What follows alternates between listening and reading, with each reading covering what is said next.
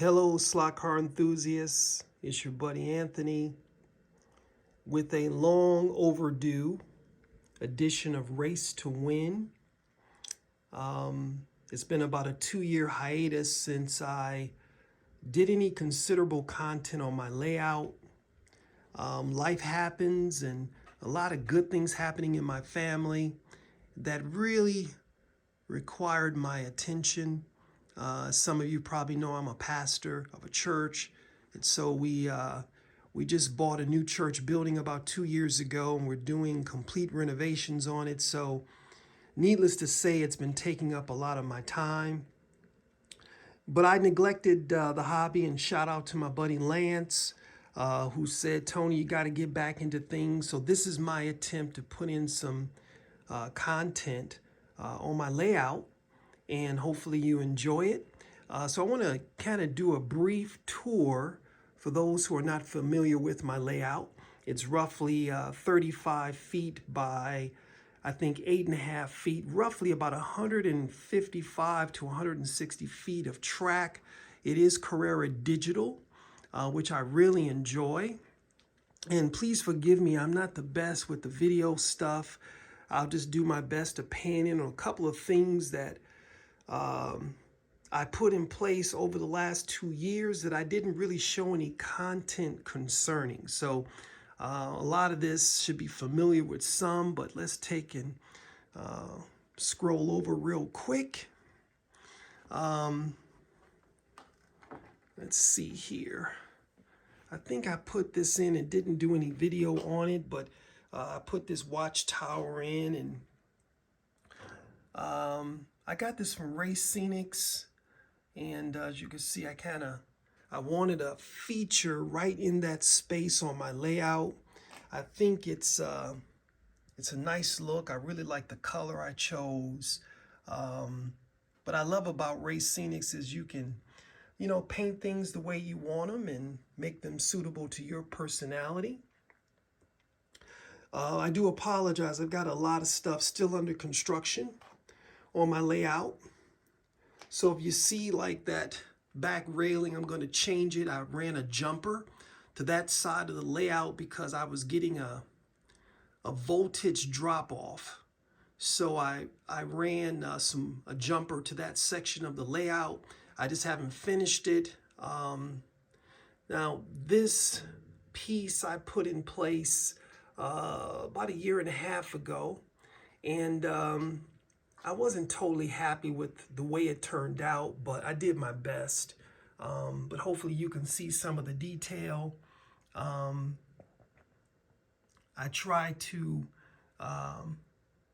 do my model train enthusiasts somewhat justice. They do such a great job of putting detail into model train layouts, and I did my own cheap version of it. Not quite as good as those guys, but I did my best. I'm going to scroll back over to this side of the layout. And here again, please forgive me if the phone is jumbling around a little bit. Let's see here. Here's a card that I shouldn't say recently, I had a pre-order on it. It came in from, I believe, Electric Dreams. I got this maybe about 6 months ago and just took it out the box last night. Got to do some setup on it. But I want to show you some things I'm currently working on right now. This section of the layout used to be the 415 Carrera angled curve. And I wanted to reduce the speed of a typical lap on my layout by putting in a little bit more complexity. Because if you can imagine coming off of a 415 angled curve down a 30-foot straightaway, you get a lot of speed. And I like speed, but I tend to prefer a little bit more complexity and demand a little bit more driving skill on my layout. And this kind of shows you, I thought it was great to do a video because you can see how my track is inset. what you're seeing there is the Owens Corning foam board, which is sitting on a plywood table. I inset all of my track into the insulation board because it does a couple things for me. It deadens the sound on the track, which I like. Number two, it's a great medium to paint and to put the grass flocking on top of. If you notice right on the edge, I put some green paint because obviously the fiberboard is pink. And I don't want the pink color to show through if I don't put enough of the grass filament in place. So I just spray the surface with a green, a Kelly green, I think it's Kelly green, spray paint. And something else that I've done in my layout, which I think some people found interesting, is I didn't glue the foam board in. Let me say that again because I didn't say it clearly. I did not glue or nail the foam board in. It's just sitting on top of the plywood. And the reason why that's good is because if I make any changes, all I got to do is basically take an X-Acto knife and cut out the shape I want, and the foam board just pops right up.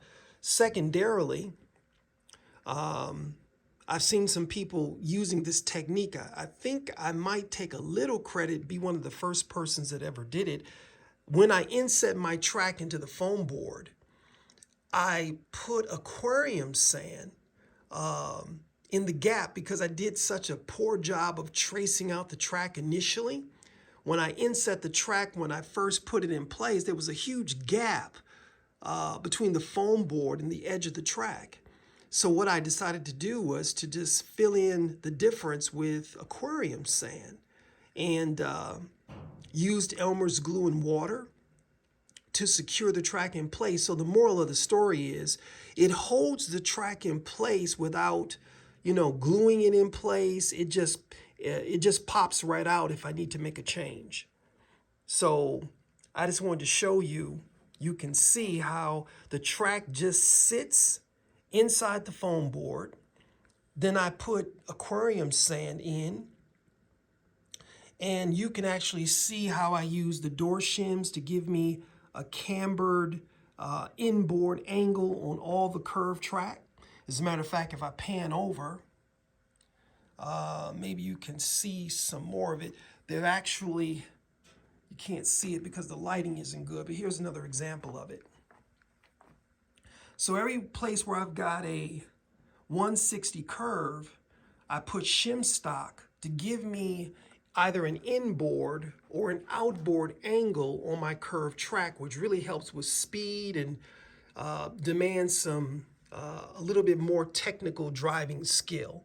So I'm just in the process now of finishing cutting out the foam board.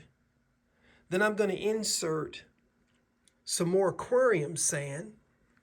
Here's a better view here where you can see it. And then once I fill it in, it acts as runoff.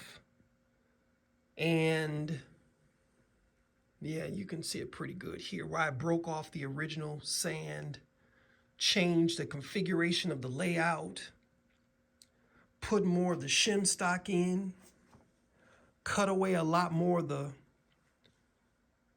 insulation board or insulation foam.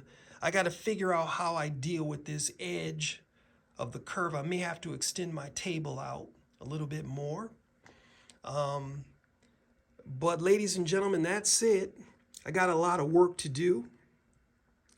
And hopefully I'll get a little bit more skillful on doing my video, but I wanted to give you kind of a snapshot of some things I'm working on, and hopefully it'll be done in about a week or so. And I can go into more detail about my layout, because the real objective of Race to Win is to share what I learn in the slot car hobby.